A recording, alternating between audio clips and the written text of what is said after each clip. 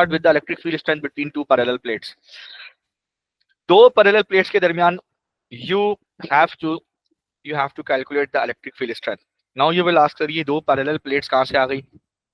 देखिए होता क्या कि इस तरह की दो प्लेट्स होती हैं, एक को बैटरी के पॉजिटिव टर्मिनल से कनेक्ट किया जाता है, एक को नेगेटिव से, और एक पॉजिटिवली चार्ज होती है, एक नेगेटिवली चार्ज में इलेक्ट्रॉन जो है वो आ जाते हैं, पॉजिटिव प्लेट से इलेक्ट्रॉन को ये पुल करेगा, ये जो सोर्स है, और नेगेटिव प्लेट पे इलेक्ट्रॉन को एक्यूमुलेट करवा देगा, जमा करवा देगा। ठीक है, it behaves like a pump, ये एक पंप की तरह बिहेव करता है। जैसे पंप होता है ना, एक तरफ से पानी खींचेगा और दूसरी तरफ जो है वो पानी को फेंकेगा, तो ये यहाँ से इलेक्ट्रॉन पुल करेगा और यहाँ से इलेक्ट्रॉन को फेंकेगा। सो ये दो प्लेट्स चार्ज हो जाएंगी। अब आप सोचेंगे ऐसा कहाँ होता है? ऐसा बहुत सारी जगहों पे होता है।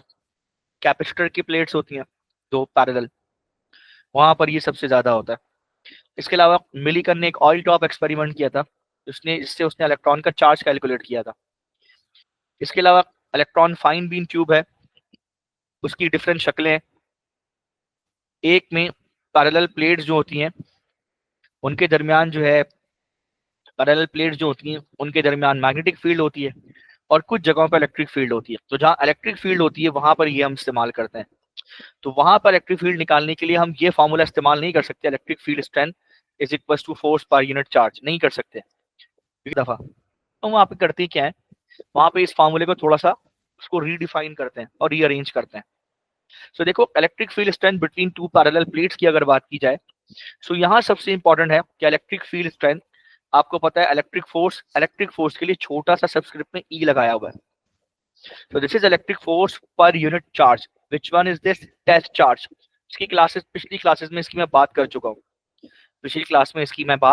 चुका हूँ, So now we know that अगर मैं इलेक्ट्रिक फोर्स की बात करूं तो हमें पता है कि इलेक्ट्रिक फील्ड के अंदर, सिर्फ समझाने की बात कर रहा हूं, अगर मैं इलेक्ट्रिक फील्ड की बात करूं, if I talk about electric field, so electric field के अंदर अगर मैं कंसीडर करूं कि यहाँ ये दो पैरेलल प्लेट्स हैं, एक पॉजिटिवली चार्ज है, एक नेगेटिवली चार्ज है। सो पॉजिटिवली चार्ज हो या नेगेटिवली चार्ज हो, लेट्स से मैं नेगेटिव चार्ज प्लेट के दरमियान पास एक इलेक्ट्रॉन को रखूं, सो इलेक्ट्रॉन इसको ये पुश, इस जाहिर है कि नेगेटिव प्लेट है, इसमें ऑलरेडी इलेक्ट्रॉन्स का एक समंदर है, सो ये इस इलेक्ट्रॉन को पुल, मतलब इलेक्ट्रॉन को पुश करेगा, ये नेगेटिवली प्लेट चार्ज इलेक्ट्रॉन को पुश करके पॉजिटिव प्लेट की तरफ फेंकेगी, और जब पुश करेगी तो उस पर वर्क डन करेगी, और वर्क डन करते हुए इलेक्ट्रॉन एक प्लेट से दूसरे प्लेट के दरमियान आएगा, और इस दौरान वो जो डिस्टेंस कवर करेगा वो डी है, जो कि बेसिकली दोनों प्लेट्स के दरमियान का गैप भी है। अभी समझाता हूं, आगे भी एग्जैक्टली आएगा। तो उस वक्त इस पे वर्क डन होगा, और वर्क डन बराबर है electric force multiply by displacement, यानी इसको रिपेल करेगा ना ये प्लेट, तो इस पे इलेक्ट्रोस्टैटिक फोर्स लगेगी। ठीक है, अभी इलेक्ट्रोस्टैटिक फोर्स समझिएगा इसको। तो इस पे इलेक्ट्रोस्टैटिक फोर्स लगेगी और इसके डिस्प्लेसमेंट कवर करेगा। और अगर मैं इसको रीअरेंज करूं तो आपको पता है electric force is equal to work done upon displacement. So मैंने क्या किया, इस इलेक्ट्रिक फोर्स की जगह पर वर्क डन अपॉन डिस्प्लेसमेंट कर दिया, और ये क्यू नॉट को 1 अपॉन क्यू नॉट कर दिया। क्लियर है? Now from your O levels background, from your IGCSE background, आपको ये याद होना चाहिए कि वहां आपने पोटेंशियल डिफरेंस पढ़ा था, इलेक्ट्रिक पोटेंशियल डिफरेंस। यहां पर भी इलेक्ट्रिक पोटेंशियल डिफरेंस होगा, दोनों प्लेट्स के दरमियान जाहिर इलेक्ट्रिक पोटेंशियल डिफरेंस होगा, दैट इज डेल्टा वी। वहां आपने इलेक्ट्रिक पोटेंशियल डिफरेंस का फॉर्मूला पढ़ा था work done per unit charge, यानी आपने पढ़ा था energy transform from electrical to non electrical per unit charge, अगर आपको याद हो। सो यहाँ पे इलेक्ट्रिक पोटेंशियल का फॉर्मूला है work done per unit charge, test charge. क्या करें आप क्यू नॉट को उधर मल्टीप्लाई कराइए, so Q not delta we work done के इक्वल होगा। आप क्या करें, इस वर्क डन को यहां से उठाइए, यानी ये जो वर्क डन था, इस वर्क डन की जगह आप क्यू नॉट और डेल्टा वी रख दीजिए। ठीक है, क्या रख देंगे, क्यू नॉट और डेल्टा वी। सो डिनोमिनेटर में तो क्यू नॉट और डी था, न्यूमिनेटर में वर्क डन की जगह क्या आ जाएगा, क्यू नॉट और डेल्टा वी आ जाएगा। कहां से आएगा, ये यहां से आएगा। क्लियर है बच्चों, समझ आई? वर्क डन बाय चार्ज तो वोल्टेज होता है, राइट? सो अनदर क्यू कहां से आ गया? हाँ देखो, ये तो इलेक्ट्रिक फील्ड स्ट्रेंथ में नीचे चार्ज पहले से मौजूद था ना डेफिनेशन में, सो वो तो डिनोमिनेटर में ऑलरेडी चल रहा है ना, तो चल रहा है डिनोमिनेटर में, समझ आई? और डिनोमिनेटर में जो इलेक्ट्रिक फोर्स थी उसकी जगह वर्क डन अपॉन डिस्प्लेसमेंट कर दिया, इसकी जगह वर्क डन अपॉन डिस्प्लेसमेंट आ गया। क्लियर है? सो W इंटू वन ऊपर W आ गया, नीचे Q not into D Q D हो गया। क्लियर है? अब ऊपर W की जगह delta V into Q not रखना है इसकी जगह, तो ये यहां रख दिया। सही है? जी समझ आ गई। तो अब क्यू नॉट से Q not cancel, delta V upon D आपके पास आ जाएगा। So electric potential difference between two plates divided by the displacement, basically the gap, the separation of the plate is electric field strength. हम जब बच्चों को, students को पढ़ाते हैं, सो यहाँ पे इलेक्ट्रिक फील्ड स्ट्रेंथ के साथ याद रखिएगा एक नेगेटिव साइन भी लगाते हैं और ये सेंटेंस लिखवाते हैं, electric field strength is the negative of the electric potential gradient. ये नेगेटिव में क्यों है?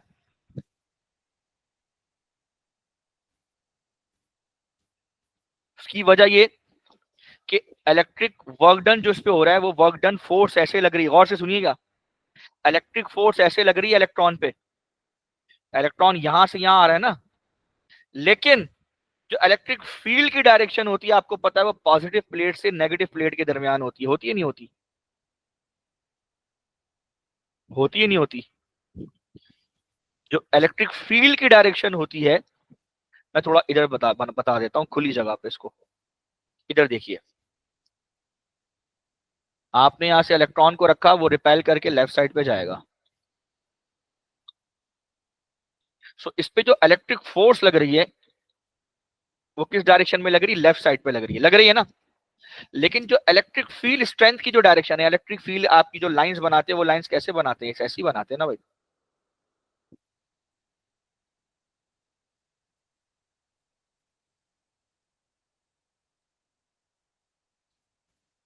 ऐसे ही है ना? क्लियर है? सो अब इलेक्ट्रिक फील्ड स्ट्रेंथ की डायरेक्शन राइट पर है, इलेक्ट्रिक फोर्स की डायरेक्शन लेफ्ट पे। अगर आप फॉर्मूला देखें तो electric field strength is equal to electric force per unit charge होता है। इस वेक्टर की डायरेक्शन, गौर से सुनिएगा, इस वेक्टर की डायरेक्शन राइट साइड पर है और इस वेक्टर की डायरेक्शन कहां है? बोलिए, लेफ्ट साइड पर है कि नहीं है? तो ये इक्वेशन तो बैलेंस नहीं हुई। क्या इक्वेशन बैलेंस हुई? वेक्टर के एतबार से इक्वेशन तो बैलेंस ही नहीं हुई। तो उसको बैलेंस करने के लिए आपको अपनी तरफ से एक नेगेटिव साइन लगाना पड़ेगा। अब दोनों इक्वेशन बैलेंस हुई है, क्योंकि अब जो इलेक्ट्रिक फोर्स जो कि लेफ्ट साइड पे, वो नेगेटिव, ये वाला नेगेटिव खाने के बाद राइट पे हो जाएगी। प्रैक्टिकली राइट पे नहीं होगी लेकिन इक्वेशन के थ्रू बैलेंस हो जाएगी। आपको समझ आ रही है बात या नहीं आ रही? क्लियर है? आ रही नहीं आ रही बेटा? जी सर। तो यहां से हम जब ड्राइव कर रहे थे तो ड्राइव करते हुए मुझे एक नेगेटिव साइन रखना चाहिए था, जो कि मैंने आखिर में लगा दिया। कोई मसला नहीं है। तो इसलिए आखिर में जब आपका इलेक्ट्रिक फील्ड स्ट्रेंथ निकल के आता है तो वो negative of delta V upon delta D आता है। क्लियर है? तो इसे हम कहते हैं इलेक्ट्रिक फील्ड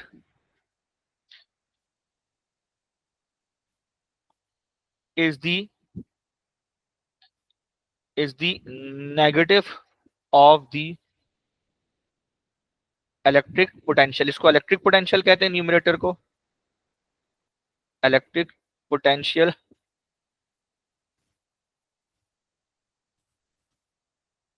और चूंकि डी से डिवाइड हो रहा है तो उसको हम ग्रेडियंट कह रहे हैं। अगर मैं इसका ग्राफ प्लॉट करूं,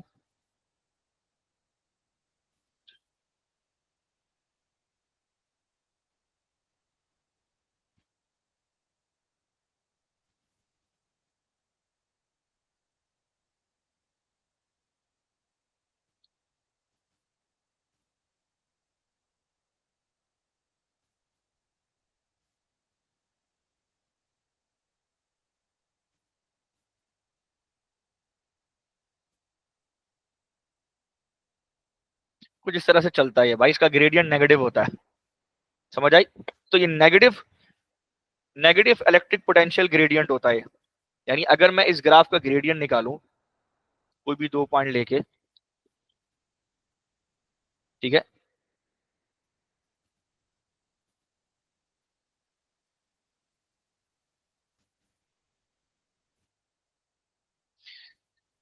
तो याद रखिएगा ये आपका राइज है, ये वाला हिस्सा राइज है, राइज आपका डेल्टा वी है, रन आपका जो है वो डी है, और ये नेगेटिव साइन ग्रेडियंट के नेगेटिव होने की वजह से, तो ये आपको आंसर देगा ई का। तो देखिए negative of electric potential gradient आ गया, राइज अपॉन रन कीजिए, so delta V upon d आएगा। सो ये नेगेटिव साइन लगाएंगे, ग्रेडियंट नेगेटिव है आपका इस वजह से। So that's why you can say that electric field strength is the negative of the electric potential gradient. पूछता है आपसे अक्सर वो। क्लियर है, समझ आई? चले आगे, ये बच्चों क्लियर है ये? Yes. The next is the acceleration.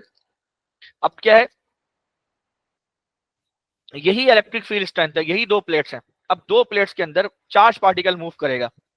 पहली दफा इसको हम अक्रॉस द फील्ड गुजारेंगे, फील्ड लाइंस यूं है पॉजिटिव से नेगेटिव की तरफ, और दूसरी तरफ इसको अलोंग द फील्ड लाइन गुजारेंगे, ऐसे गुजारेंगे चार्ज पार्टिकल को, और दोनों को देखेंगे, दोनों से ऑब्जर्व करेंगे चार्ज पार्टिकल के साथ क्या होता है। तो सबसे पहले तो देखिए, जब चार्ज पार्टिकल आप किसी फील्ड में ऐसे गुजारेंगे तो it moves like a projectile motion. तो प्रोजेक्टाइल मोशन नीचे की तरफ आता है, ये ऊपर की तरफ जा रहा होगा। क्लियर है, आ रही बात समझ में? समझे नहीं समझे बच्चे? तो मैंने प्लेट पॉजिटिव ऊपर कर दी है, कोई फर्क नहीं पड़ेगा। तो अब देखिए, अब जैसे ही इलेक्ट्रॉन अंदर घुसेगा, चार्ज पार्टिकल लाइक इलेक्ट्रॉन, तो इसमें एक अपवर्ड फोर्स लगेगी, इलेक्ट्रिक फोर्स है, पॉजिटिव प्लेट है, इसको अपवर्ड खींचेगी। ठीक है, लेकिन जो इसका वेट है वो कहाँ एक्ट कर रहा होगा बेटा? वो डाउनवर्ड एक्ट कर रहा होगा। Correct me if I am wrong. Clear? तो रिजल्टेंट फोर्स बराबर होगी इलेक्ट्रिक फोर्स माइनस वेट, इसके बराबर होगी, ऐसे ही है।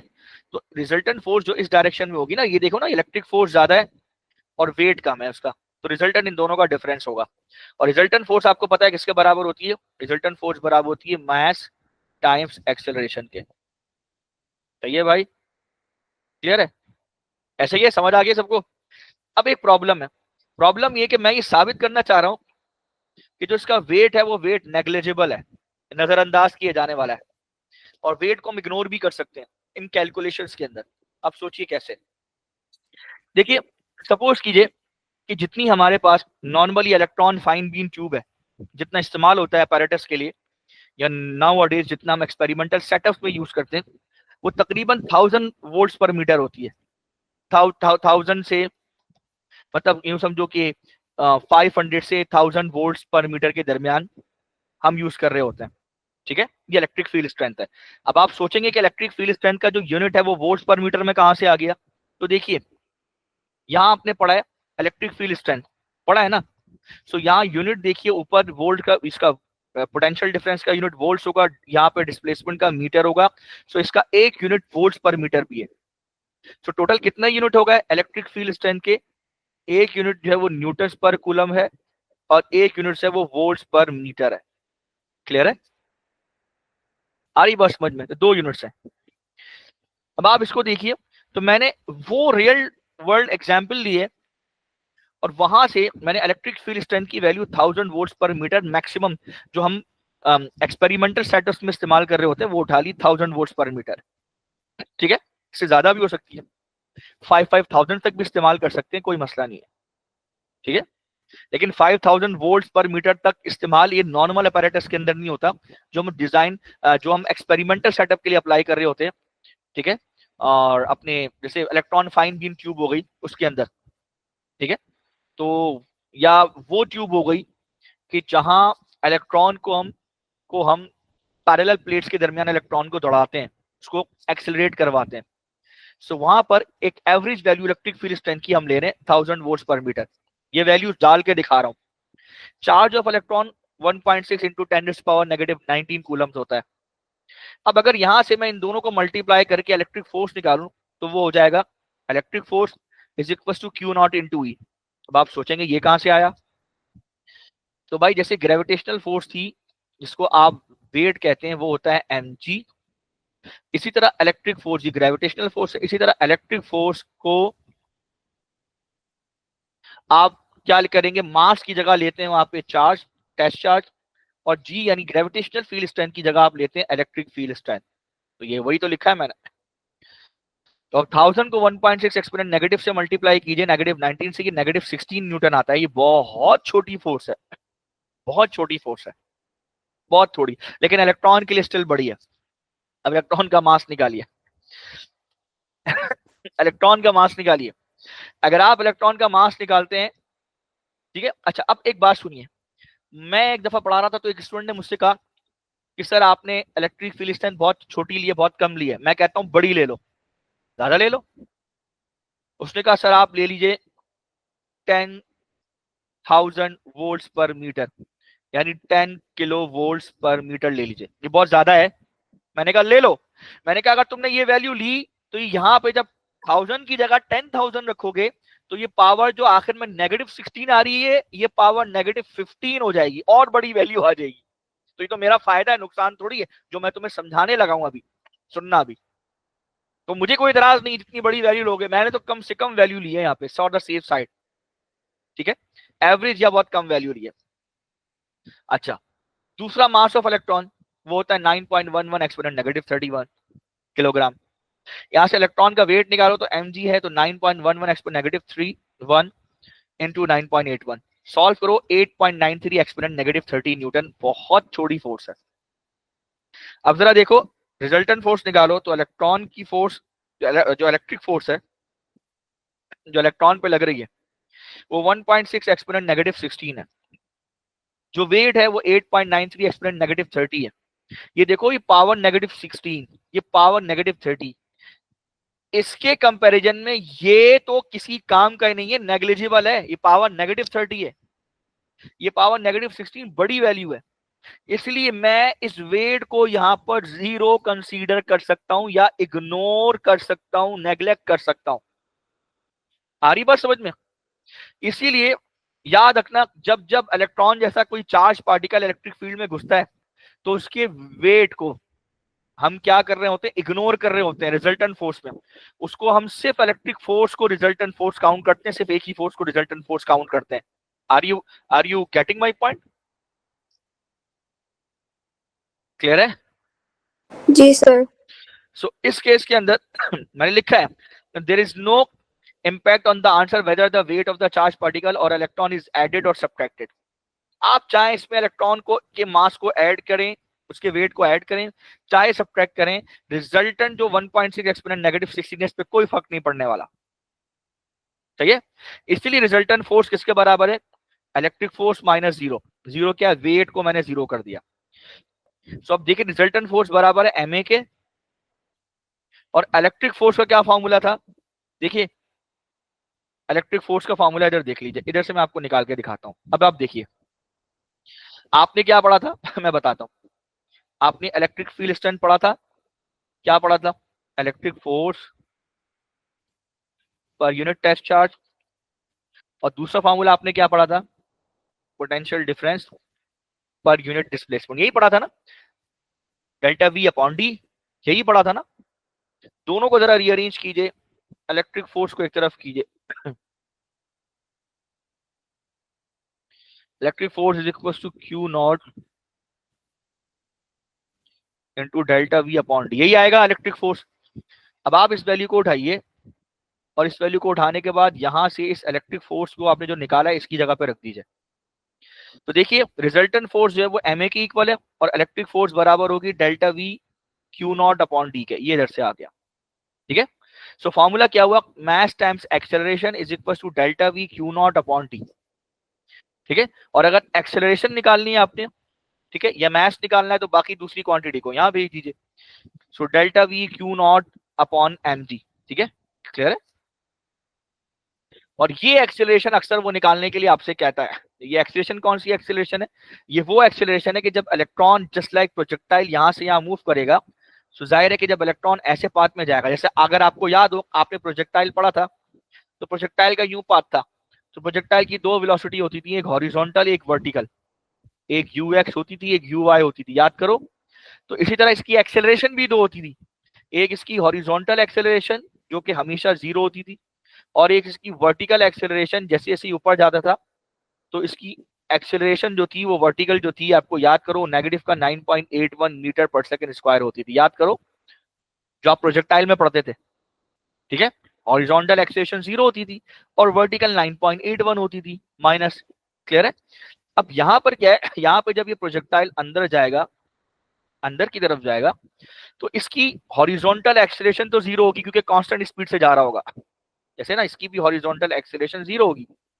लेकिन इसकी वर्टिकल एक्सेलरेशन यानी जो जैसे हमारी उस वक्त उधर आई थी इस केस में, यानी अगर मैंने एक बॉल थ्रो की तो बॉल यूं आ रही है नीचे, तो इसका जो वर्टिकल एक्सेलरेशन है वो 9.81 मीटर पर सेकेंड स्क्वायर है ना।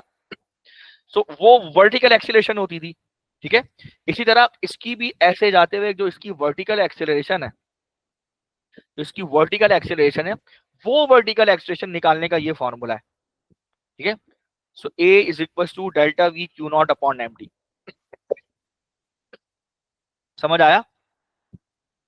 अभी चलाओ, क्वेश्चन है winter 16 paper 2 variant 1 question number 2। ये पेपर 2 में पहले क्वेश्चन आया करता था, अब ये पेपर 4 में आता है। मैं पहले ही आपको बता दूं, अभी 2024 के अंदर भी इसका क्वेश्चन आया है और विंटर 23 के अंदर भी इसका क्वेश्चन आया है, ठीक है। मैं जरा क्वेश्चन निकाल लूं, ठीक है, क्वेश्चन निकालूं फिर मैं आपको बताता हूँ। क्वेश्चन आया अभी, ये आया है समर 24 में, मैं लिख देता हूँ साइड में, ये summer 24 paper 4 variant 1 question number 5, ये क्वेश्चन आपको मिल जाएगा। जी जनाब, 4.2 के अंदर ये क्वेश्चन मौजूद है, मैं लिख देता हूँ। It's winter 23 paper 4.2 question number 5, ठीक है भाई। ये क्वेश्चन मौजूद है, आप क्वेश्चन चेक कर लीजिए आप लोग। अब मैं ये क्वेश्चन कराने लगा हूँ, ये क्वेश्चन नोट डाउन कर लीजिए। अच्छा, पहले ये टॉपिक जो था वो था एएस के अंदर, अब ये टॉपिक आ गया है अक्टूबर 22 से A2 के अंदर। तो इसके पास पेपर के क्वेश्चन ज्यादातर आपको एएस से ही मिलेंगे, A2 में नहीं मिलेंगे। क्लियर है बच्चों? कोई ये सोचे कि भाई मुझे क्वेश्चन नहीं मिल रहे तो क्वेश्चन वाकई नहीं मिलेंगे इसके, वो आपको यूनिट 2 के अंदर, पेपर 2 के अंदर मिलेंगे। हाँ, ये है, मिलेगा आपको फरवरी मार्च 23 4 का पार्ट सी, फरवरी मार्च 3।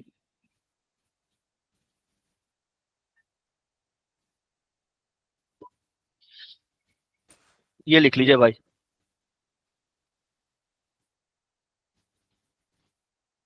Feb March 23 paper number. लिखा हुआ है पेपर 4 वेरिएंट 2,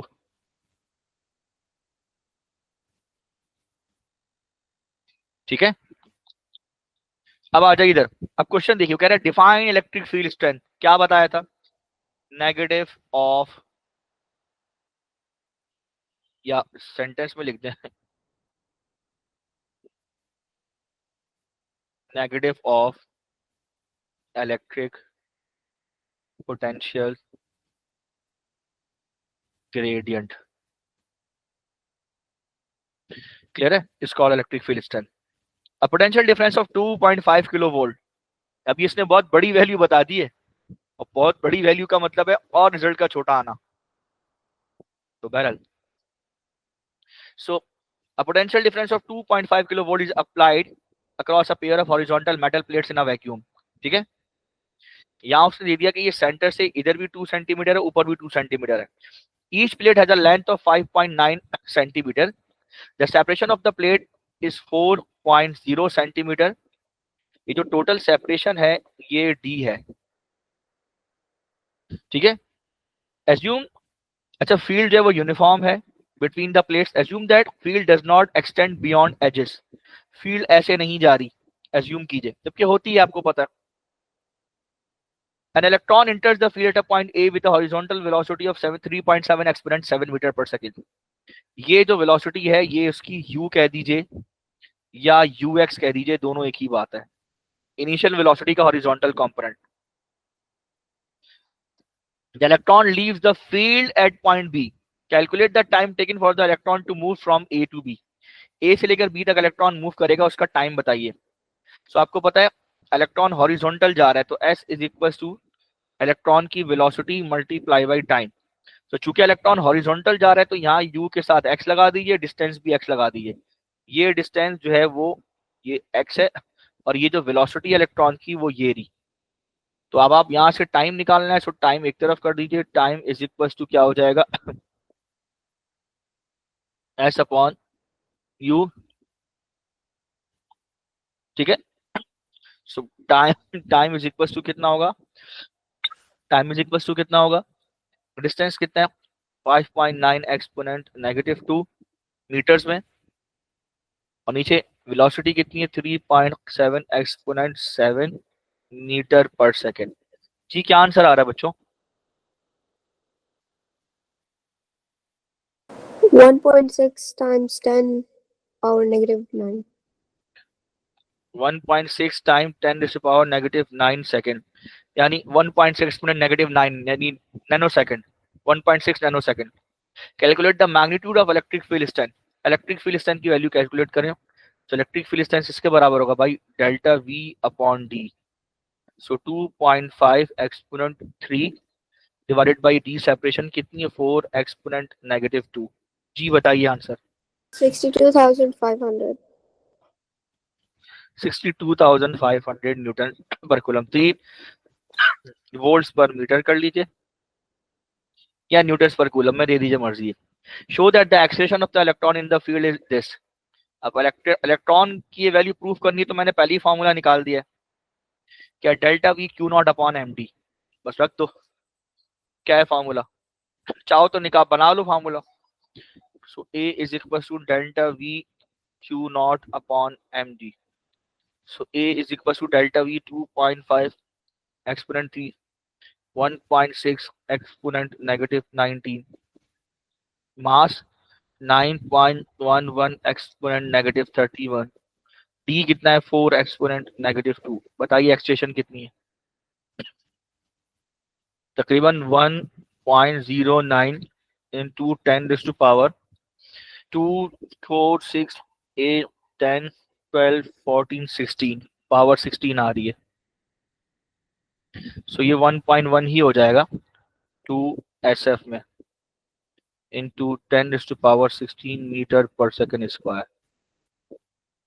क्लियर है, समझ आई?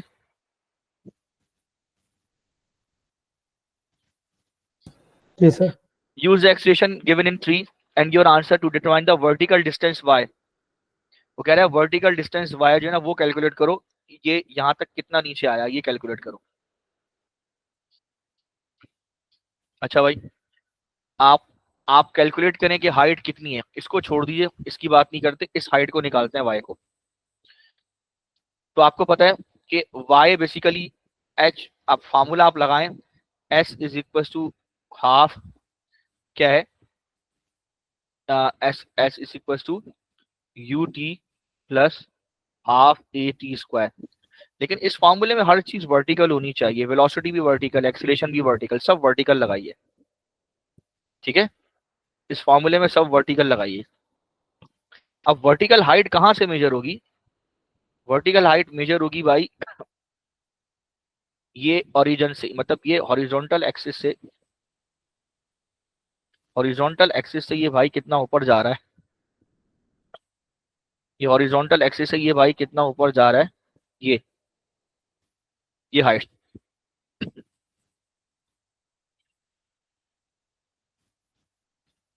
ठीक है, तो ये वाली जो हाइट होगी ना ये मेजर होगी भाई। इस हाइट को आप कुछ भी नाम दे दिए, इसको h नाम दे दिए, देख रहे हैं, इसको जूम कर रहा हूँ, इस वाली हाइट को, ये वाली हाइट आप मेजर करने जा रहे हैं प्रोजेक्टाइल वाली इक्वेशन के जरिए, ये वाली हाइट मेजर करने जा रहे हैं। क्योंकि जब आप प्रोजेक्टाइल में ऐसे नीचे जाते हैं तो आप ये वाली हाइट मेजर करते हैं ना हॉरिजॉन्टल से, तो जब आप ऊपर की तरफ जाएंगे तो आप यहाँ से ऊपर वाली हाइट मेजर करेंगे ना, तो यहाँ जब नीचे जाएंगे तो नीचे वाली हाइट मेजर करेंगे। बात समझ आ रही है? तो आप इस वक्त जो मेजर कर रहे हैं वो ये h मेजर कर रहे हैं। ठीक है, तो पहले h मेजर करते हैं, तो इसकी जगह पे मैंने h लिख दिया। वर्टिकल वेलोसिटी उसकी 0 है, जब उसको फेंका गया यहाँ से तो ये इसकी हॉरिजॉन्टल कंपोनेंट है, ऐसे जा रहा है, वर्टिकल 0 है, इंक्लाइन तो नहीं जा रहा, तो वर्टिकल तो 0 हुआ। सो 0 प्लस प्लस 1/2 इंटू एक्सेलरेशन कितनी है 1.1 एक्सपोनेंट 16 इंटू टाइम कितना है 1.6 टाइम कितना 1.6 एक्सपोनेंट -9 का स्क्वायर। जी बताओ क्या आ रही है एच की वैल्यू? सर मैंने वो हाफ में अप्लाई किया। 0.045 इस तरह से आ रही है मीटर्स में। सो एच की वैल्यू आएगी 1.41 सेंटीमीटर, या अगर 1 2 सिग्निफिकेंट पे तो 1.4 सेंटीमीटर टू SF।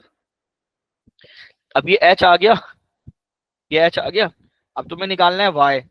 सो भाई ये पूरी हाइट कितनी है 2, और तुमने कितनी निकाली है, ये कितना है 1.4। सो 2 माइनस 1.4 करो तो 0.6 सेंटीमीटर आता है। तो Y की वैल्यू आएगी 0.6 सेंटीमीटर। क्लियर है? कह रहे explain why the calculation does not include the gravitational effect on electron because the mass of electron is 9.11 exponent -31, which is so less,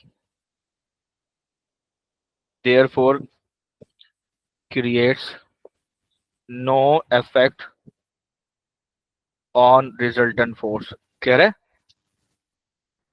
The electron enters a field at time t is equal to 0. Sketch the graph to show the variation with time t of horizontal component Vx of the velocity. वो कह रहे हैं horizontal component पे क्या फर्क पड़ेगा, vertical पे क्या फर्क पड़ेगा। सो मैंने आपको पहले ही बताया था कि इट्स जस्ट लाइक प्रोजेक्टाइल। जैसे प्रोजेक्टाइल में होता है ना, प्रोजेक्टाइल में क्या होता है, जब आप प्रोजेक्टाइल को अगर ऐसे एक बॉल को यूं फेंकें और वो यूं जाके ऐसे ही गिर जाए तो उसका horizontal component through out the trajectory will remain same. अगर ये 10 है तो आखिर तक 10 मीटर पर सेकेंड ही रहेगा, तो horizontal component will never change. लेकिन वर्टिकल कंपोनेंट आहिस्ता आहिस्ता नीचे जाते जाते क्या होता शुरू हो जाता है, बढ़ना शुरू होगा। आ रही बात समझ में? वर्टिकल कंपोनेंट बढ़ेगा। क्लियर है? तो एक बात तो तय है कि हॉरिजॉन्टल कंपोनेंट जो है वो चेंज नहीं होगा, तो हॉरिजॉन्टल कंपोनेंट के लिए आप स्ट्रेट लाइन बना दो यहाँ पे। वर्टिकल कंपोनेंट क्या होगा, वो इंक्रीज हो रहा होगा, तो उसके लिए आप स्ट्रेट लाइन यहां से आप बना दो भाई। क्लियर है भाई? समझे नहीं समझे? अगर नहीं समझ में आ रहा तो भाई यहाँ पे फॉर्मूला लिख लो, Vy is equal to Uy minus Gt। तो इनिशियल वेलोसिटी Uy 0 थी, तो इसको 0 कर दो, तो Vy is equal to -Gt बन गई क्या, y is equal to mx plus c, यहाँ 0। कंपेयर कर लो दोनों को, स्ट्रेट लाइन ग्राफ बन रहा है।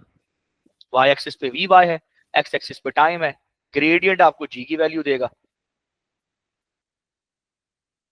अब आप सोच रहे होंगे कि नेगेटिव ग्रेडियंट है तो इसको तो लाइन ऊपर से नीचे उतरनी थी, नहीं उतर रही नहीं ले रहे आप। उसकी वजह है क्योंकि मैं यहाँ पर g थोड़ी ले रहा हूँ, मैं यहाँ पर g थोड़ी ले रहा हूँ, ये तो एक्सेलरेशन है। कौन सी वाली? ये इलेक्ट्रिक फील्ड वाली एक्सेलरेशन है, इसलिए पॉजिटिव ग्रेडियंट का ग्राफ है। अगर प्रोजेक्टाइल होता तो फिर हम यहाँ पे g लेते, तो प्रोजेक्टाइल तो है नहीं, एक्सेलरेशन है सिंपल, तो वो 80 आ जाएगा। क्लियर है?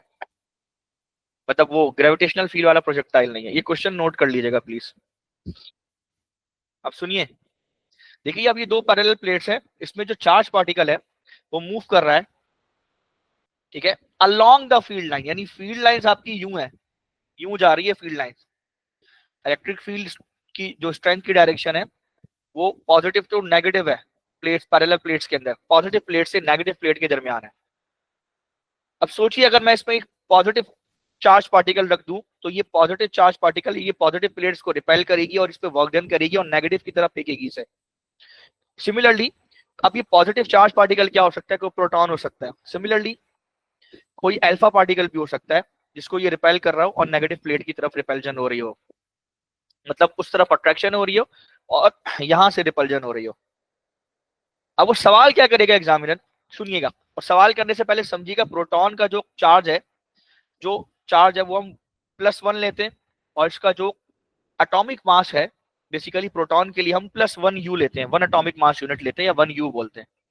और आपको एक और बात बता दूं कि आपने जो बचपन से लेकर आज तक एटॉमिक मास यूनिट पढ़ा ना, कि ऐसे हाइड्रोजन का 1 है 1.008 होता है वैसे, तो आप फिर भी कहते हैं हाइड्रोजन का 1 है, हीलियम का मेरे ख्याल में 4 होता है, और लिथियम का आई गेस एटॉमिक मास जो है वो 7 होता है। ठीक है। सो वो जो आप एटॉमिक मास लेते हैं उस एटॉमिक मास को आप लिखते हैं 1 और आगे लिखते हैं छोटा सा यू, यू मतलब एटॉमिक मास यूनिट। इस एटॉमिक मास यूनिट को अगर आप किलोग्राम में कन्वर्ट करना चाहें, एक्चुअल मास में कन्वर्ट करना चाहें, तो उसका एक कन्वर्जन फैक्टर होता है, दैट इज 1.66 इंटू 10⁻⁻26 किलोग्राम। लिख लीजिए इसको।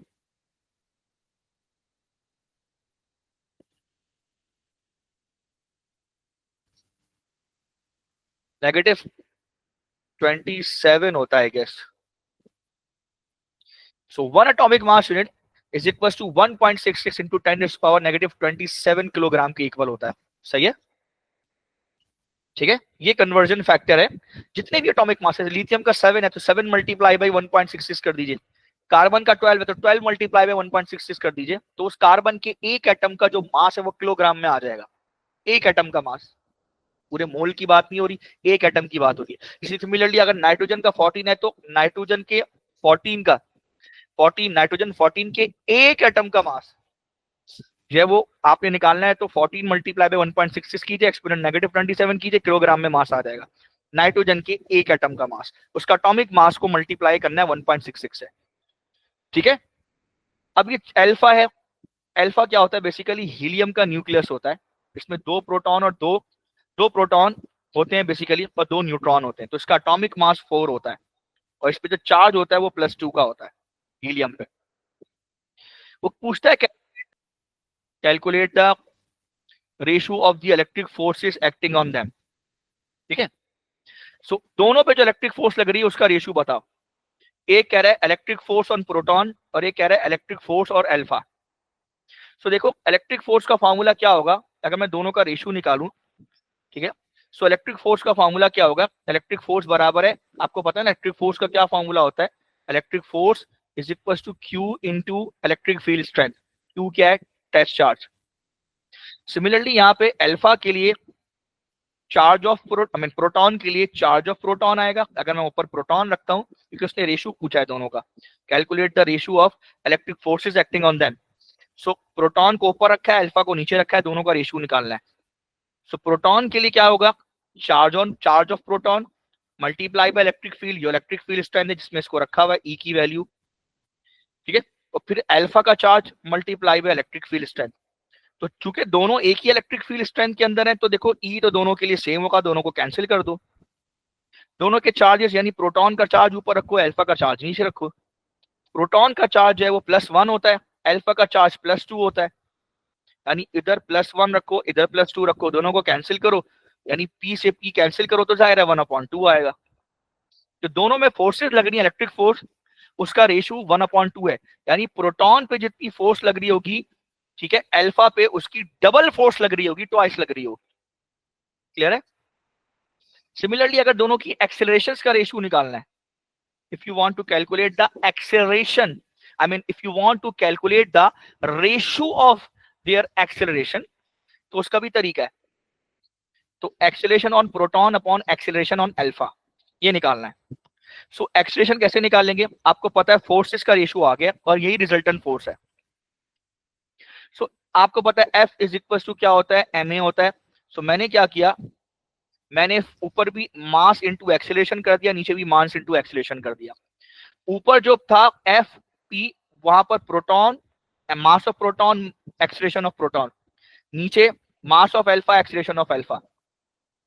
मास ऑफ प्रोटॉन जो है बेसिकली अगर मैं बात करूं, ठीक है, मास ऑफ प्रोटॉन की बात करूं तो वो 1 एटॉमिक मास यूनिट होता है 1, और मास ऑफ अल्फा करूं तो वो 4 गुना होता है, 4 टाइम्स होता है।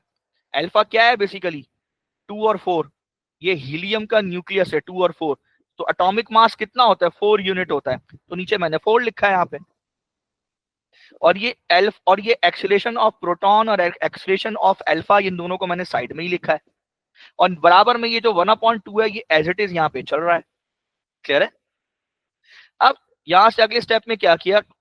अगले स्टेप में मैंने ये किया कि ये जो 4 था ना यहाँ पे, ये 4 को लेके उधर चला गया ऊपर, और ये 1 को खत्म ही कर दो यहाँ से, u से u कैंसिल कर दो, 4 को उधर ले जाओ, तो ये 4/2 हो जाएगा।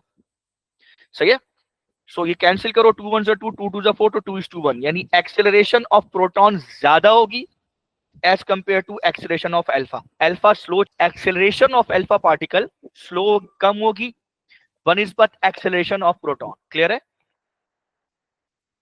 इस तरह से करोगे और ये वाला क्वेश्चन सॉल्व करना है आपने।